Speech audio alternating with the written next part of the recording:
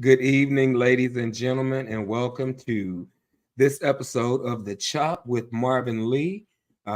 This week, I'm going to be continuing on with the topic we began last week, talking about faith. What is faith? Why is faith essential um, to us in these days where life can present the different challenges that we do face? And I do apologize that I'm coming to you guys a little later than I had intended on. Uh, 8:30 is my time. But for whatever reason, I had technical difficulties. Like clockwork, every week I show up, things are ready to go, I'm good. But this week, for whatever reason, my camera was just giving me all kinds of fits. So, but nevertheless, here I am. Here you are. Excuse me. And I'm glad that you guys are here with me this week. And we're just going to jump right in, So, again, we're talking about faith. Why is faith so essential? What is faith, first off? So, as we talked about last week, faith is a belief or is the belief and trust in a person, thing, or concept. It can also refer to loyalty to God or belief in a religion's doctrines. Um, Dictionary definitions is complete trust or confidence in someone or something. And I do like there was another definition that I had come across where it says belief and trust in and loyalty to God. Um, Again, I do come from a religious background, and I know the scriptural definition of faith is the substance of things hoped for, and the evidence of things not seen. And I find for myself that when I'm using my faith, it is uh, uncomfortable because I don't have evidence in the area that I'm believing to see the established proof. And because I don't have that evidence, again, there could be that uncertainty, doubt, even fear, whatever the case may be. But if I don't feel uncomfortable, if I am comfortable, it's probably because it's a situation that I've already experienced and I have the evidence, I have the proof of that particular thing. So I don't have to exercise my faith as much. I don't have to flex the muscle of faith so much because I've been there, done that, right? So if it's a new situation or a new obstacle, a new challenge, a new whatever the case is, if I have to apply my faith because I don't yet have the evidence, it might be just a little more uncomfortable, as I already said. There's no way to say any other thing besides what I've already said. It's just a little uncomfortable. And again, that's how I know that I'm exercising or I'm utilizing or I'm tapping into my faith. So again, if I don't go within, I will go without. Faith is it's a deep-seated belief in something. Because for me, because I have loyalty to God, because I have total confidence in God, because I have total trust in God, I now have total trust, faith, and confidence in myself as long as I stay connected with Him. Now, I don't say that from a haughty perspective or from an arrogant perspective, meaning that it is all about me, because I'm not confused that my best thinking is my worst enemy. So I know that I need other people in my life to help me arrive at the places or travel on this path to where I want to get to. Because when I don't necessarily have evidence in my life, when I have evidence in the life of somebody else who I'm connected to, see, again, faith is a substance of things hoped for. It gives me hope to me in my life. If I don't yet have that evidence, but I do have someone that I'm close to, that I can trust, that I'm again just connected to, if they have the proof that it works for them, then for me that is evidence, and that produces hope for me, because if it happens for you, it can happen for me. And again, I talk about this all the time because I am in a 12-step fellowship, because I do as of the 18th of this month, I'll be celebrating 5.5 years clean. So I have faith in this process of recovery that I'm working. Why? Because not only am I actively engaging in and submitting to the process of recovery for myself, uh, and the concept as it laid out before me, it works. But because I have the evidence in the lives of other people who have come before me in the form of other recovering addicts, because they are practicing the same principles they're teaching me, and they have the evidence, meaning they got the proof of what the promises are. I can rest assured and allow my hope to guide me, to comfort me, to keep me. Because again, if it works for them, it'll work for me. I'm one of those people that, I know that God is no respecter of persons, meaning that if he'll do it for one, he will do it for another. Because at the end of the day, we are all God's favorite children. There are no big eyes, there are no little U's. Now, I jokingly tell people all the time that I'm God's favorite child. I mean, it is what it is. But no, seriously, God loves us all. We all have been given the measure, or given a measure of faith. We have been given that measure of faith. What do I do with the measure of faith that I've been given? Again, faith is just like a muscle. It has to be developed. It has to be worked out. It has to be exercised. It has to be strengthened. It has to be first off, it has to be understood. And when I believe, there must be a corresponding action based on what I believe. Faith without works is dead. If I have faith for a specific thing, then that means that I should have enough belief in my faith to put forth some corresponding actions, meaning I'm working towards the thing that I believe in. I'm using my faith. Faith is the gun, and belief is the bullet, right? And I can't have one without the other. So again, if I'm believing for something, I should have no problem, because I have total confidence in, I have total trust in, I have loyalty to God, because I've seen this process work in my life and in others' areas, and because I've seen it work in the lives of other people. That is proof. Now, the human side of me says, if I allow myself to compare my process to someone else, comparison is the thief of joy. So if I am comparing my process to someone else, then I'm doing myself a disservice. Why is that? Why that is because if I'm not cautious, or if I'm not careful, I can operate in envy, I can operate in jealousy, and those are killers of my faith. Another killer of my faith is not practicing love, not walking in love, not flowing from love. Everything should be cohesive where love is concerned if my faith is going to work. So again, what does that look like for me? It looks like every day. And I again, for me, over the past, I would say, let me back up for a minute. I said this before, and I've heard it said before that, life is not like school. We always get a test first in life, and then after the test, we get a lesson. But when we're in school, in life, we are in school, we get a lesson first, and after we're given a lesson, we're tested on to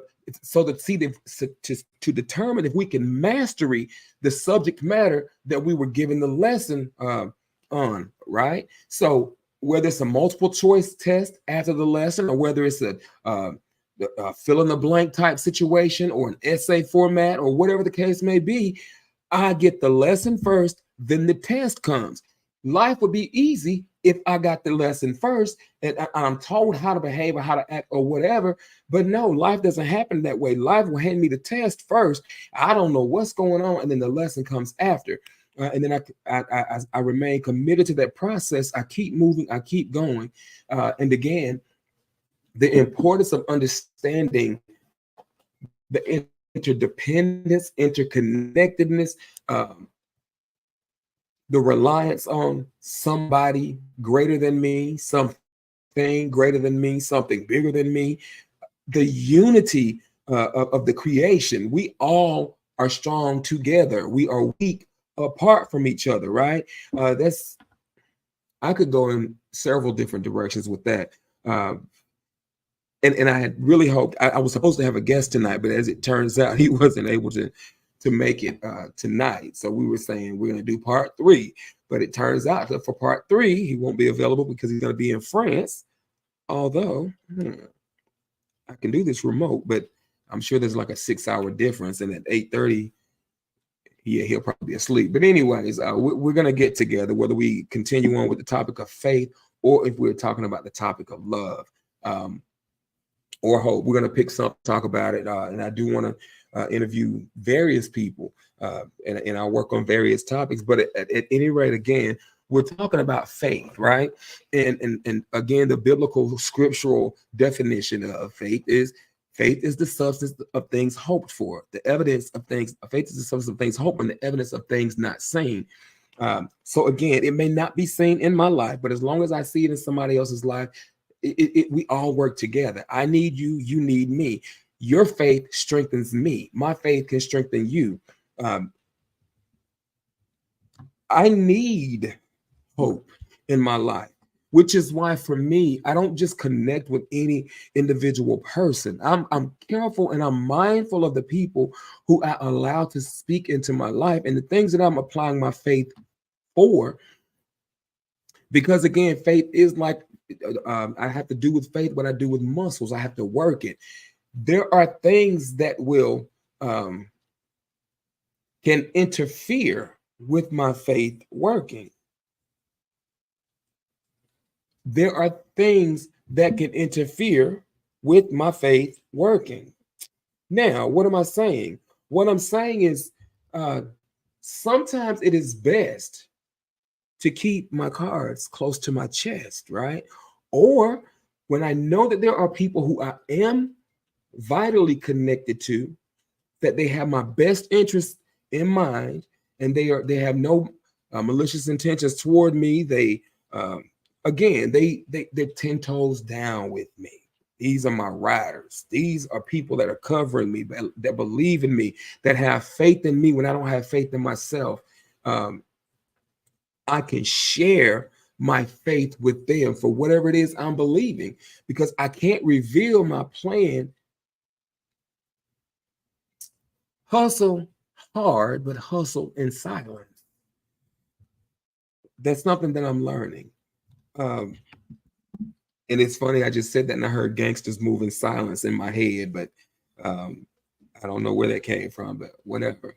But there's a certain element of truth to that statement.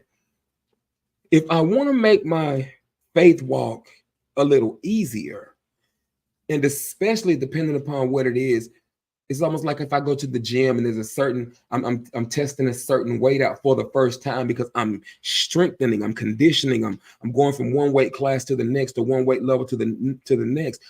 I'm gonna need a spotter to help me, because this is something that is new to me, and it's no different in whether I'm applying faith for that new house, that faith for that new car, faith for the new business that I want to open, faith for whatever the object of your faith is.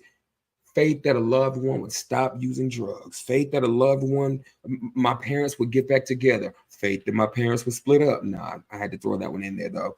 Whatever you use your faith for, I mean, again, because there's wherever an individual's will is concerned, if I'm utilizing my faith to believe for something concerning somebody else or what have you, I have to be cautious with that, number one, because again, that person has faith too. If their faith is not coming towards the object that I'm believing them to get towards, and they want to go the opposite way, I have to practice patience, tolerance, and even more faith, and just believing that and hoping that God knows how to do what I can't do. I have to trust the process of faith in that other person's life and believe that the process of faith will do in their lives the same thing that it has done in mine. And at some point, I was that knucklehead that my desire, my will was to go over here when people who had faith were praying for me to come over there. But at the end of the day, because I trusted the process and I went with the flow, I wasn't trying to just do, or I wasn't. I was just being, but in the process of being, I was doing things that were unbecoming, according to some people, but it was necessary for me to become who I am today. And because of who I am today, nothing can shake me off my faith, my foundation of faith. I have been hit left and right. I have been knocked down, but I've never been knocked out. I always bounce back. I always come back hard, right? But it's because of the evidence that I see in the lives of other people. It is because of the evidence that I have in my own life that no matter what, anything that I've ever gone through, I've been able to get through it. I may have been in pain in the process of going through, but I always came out better on the other side.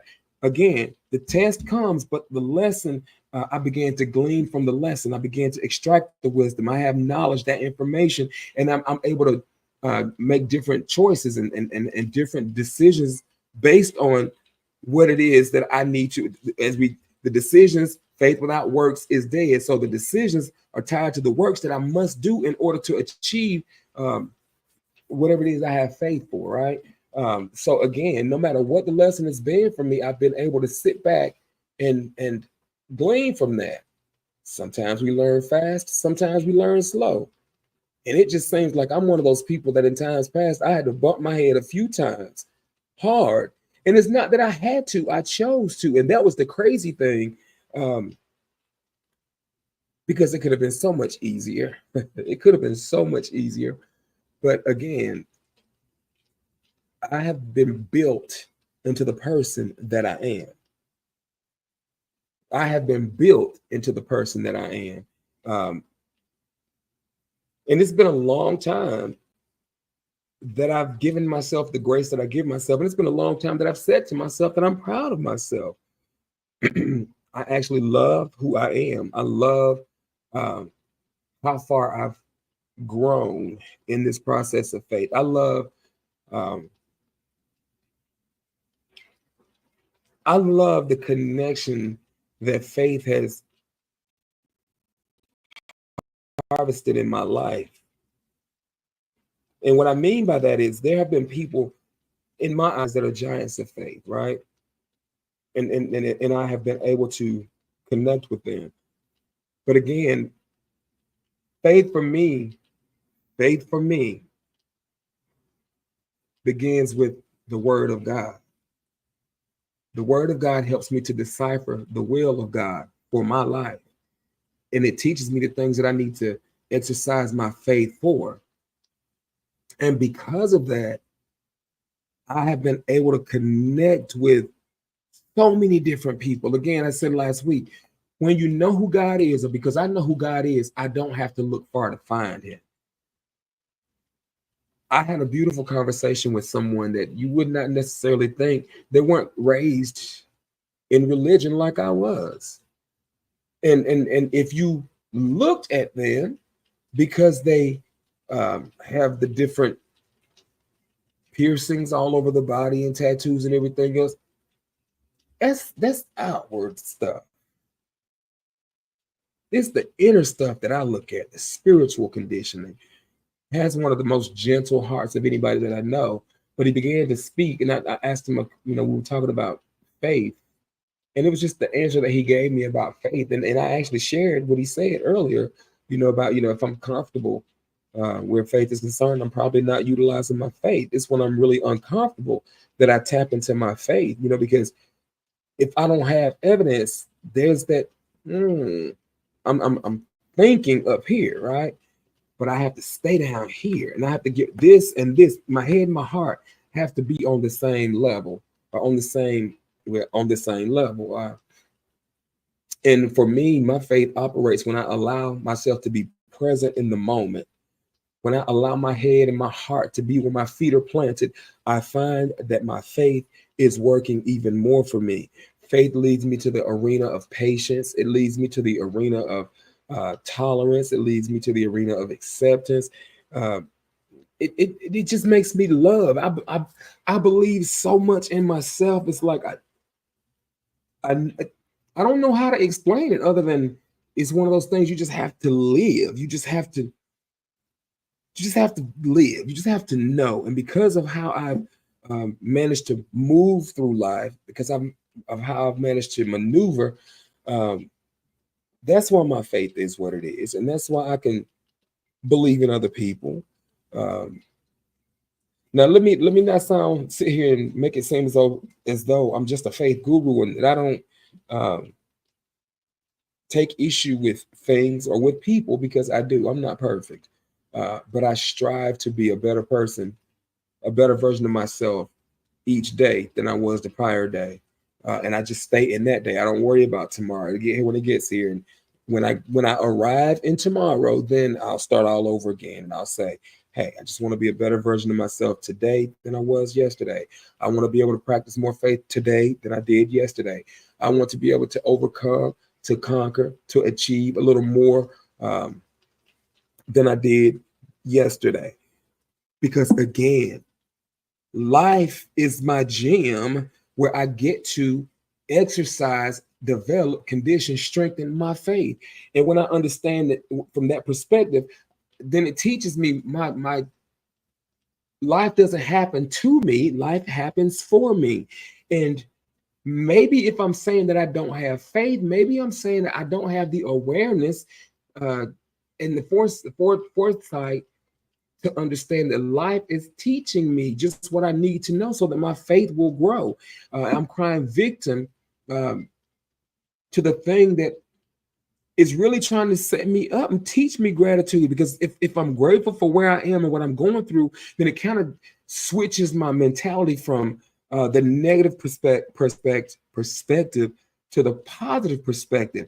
I'm no longer pessimistic. I now become optimistic. I am not hopeless. I am now hopeful. I am not doubtful. I am assured because I'm secured in the one who created me and the one who guides me and the one who um, loves me, the one who I am loyal to. I have never needed God to show up and perform. And I don't say that as if God is an entertainer or a circus act or anything like that. No, if there has ever been anything that I have needed in my life, when I get alone before God and I talk to Him, see, I can talk to Him because I have a relationship with Him. But when I needed something, I may not get what I need right away, but I always get it. I always get it. And there have been, there have been times when things would happen, and I'd be like, you know what, you prayed for that or you asked for that. Somewhat to the degree that there have been times that I got something that I prayed for that I was like, wow, I was amazed, but why? Why? Faith is an expectation. It has a desired end. It has an intended or an expected outcome. Faith is complete.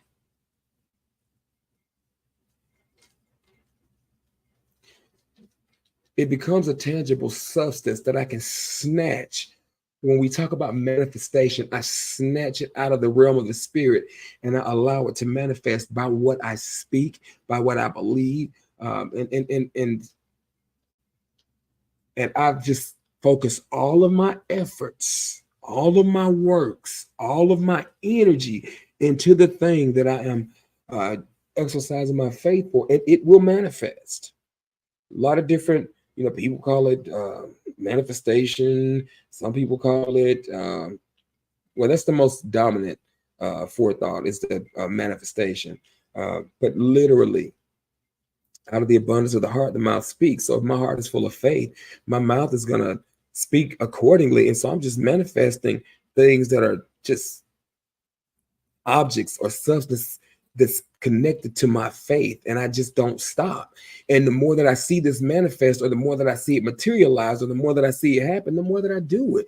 And the stronger I become in that belief, the stronger I become in that faith, the stronger I am in that knowledge, because the proof is in the pudding. Nobody and nothing can convince you otherwise. You will have what you say. You will not have what everybody else says that you will have, unless they're saying you're going to have something that you're already saying you're going to have and they agree with you. Then that just supercharges your faith.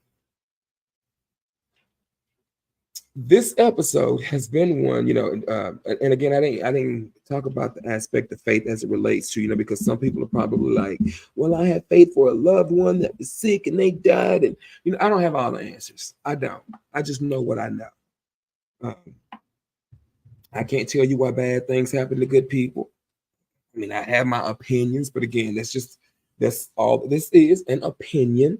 I am not the expert on all things faith, but again, based on the experiences that I've had in my own life, I feel as though I'm qualified to talk about some things because I've been tested, I've been tried. Again, we said last week, you can't have a test or you can't have a testimony without a test.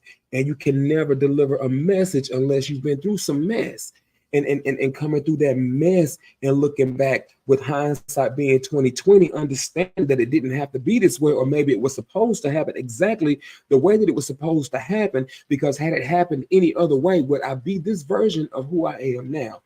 I've learned not to question the process as it has materialized or as it has unfolded in my life, because at the end of the day, I love who I am. And I hope that as you hear and as you connect with this podcast, as you connect with the message that I bring to you each week, whether I'm with the guest or whether it's just me, I hope that as you connect with what I speak to you, that something within you is ignited, that there's something within you that gives you that hope, that gives you that courage, that gives you that whatever it is, that spark, that ignition that you need so that you can make it just another minute, another hour, another day. My job is to make sure that each individual that I interact with, that I leave you better than I found you. And my intention and my job regarding myself is to make sure that I am better each time I leave a person's life than I was when I entered. So I have to guard myself against a lot of people, right? We have to guard ourselves against a lot of people. Again, I started my podcast tonight. I started this episode just a little later tonight than I had hoped because I was experiencing technical difficulties. But it turned out, I think, in my opinion, it turned out to be fulfilling and rewarding. If not for you, definitely for me. I get to show up each week and I get to connect with you guys. And I hope that as we continue on this journey together, that you guys subscribe to my channel on YouTube, that you guys subscribe to TikTok, the Instagram, the different platforms that I'm on, or what have you. Be scrolling at the bottom of the monitor. Definitely want to be connected with you. If there's something that you want to talk about, shoot me, subscribe, join, send your ideas to me. I definitely want to be able to grow my podcast and get to the point that I'm interacting. I want a live audience. That is my hope. That is my goal. And that's what I'm using my faith for now. So that, because I know that I can't start out where I'm going to end up, but I see so many different, I have thoughts and I have goals regarding this podcast. And I want you guys to be there with me. Some are going to enjoy it, some are not. But at the end of the day, hey, can't make all the people happy all the time, right? My job is not actually to make anybody happy, but it's just to be happy for myself, right? And I want you to be happy also. Again, this episode we talked about, why faith is essential. I don't know if I'm going to continue with part 3 next week with the guest, or if I'm going to start a different topic. But how about show up next Monday night, 8:30 p.m. Eastern Standard Time, and you'll find out.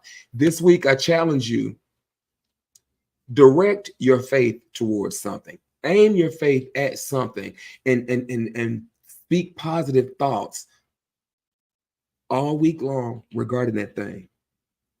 And send me your comments. Let me know what you believed for and how you spoke over what you believe. And let me know what your experience has been with that. Again, next Monday night, 8:30 p.m. Eastern Standard Time. I look forward to chatting with you guys then. I hope you all have a phenomenal week. Make the next move your best move. I will see you guys on next week. Thanks for joining.